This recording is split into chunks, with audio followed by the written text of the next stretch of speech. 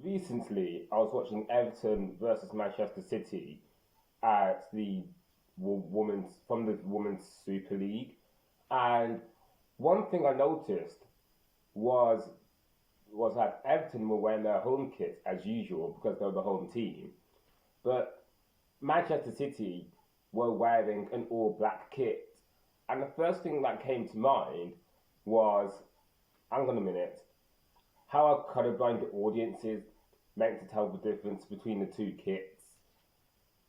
And like for instance, here is a black and white image of that. From that image, like how are you meant to tell the difference between the two teams? Like how is the colourblind audiences meant to tell the difference between the two teams? Now, that image I've just shared is is just an example of what colourblind fans go through.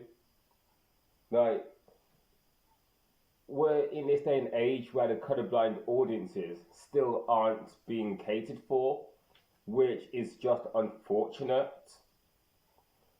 Like I think one thing to deal with that is by having a mandatory light versus dark games, as is the case in other sports, like American football, for instance.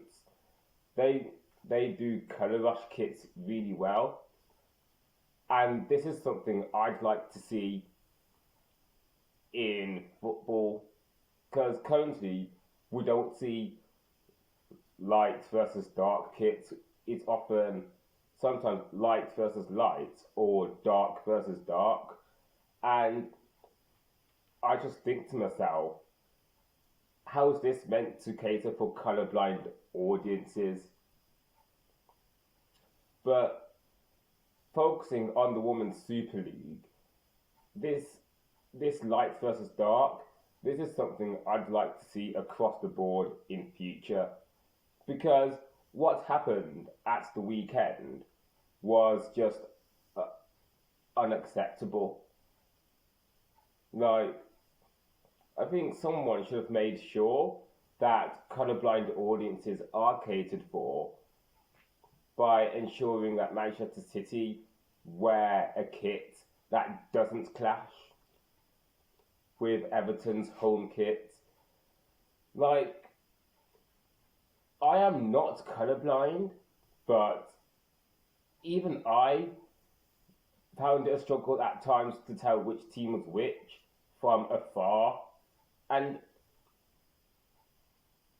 it just goes to show really. But yeah, in future, like I just mentioned, I'd like to see light versus dark across the board, and the Football Association, the WSL. If you're listening, this this has got to be a must if colorblind audiences are to be catered for.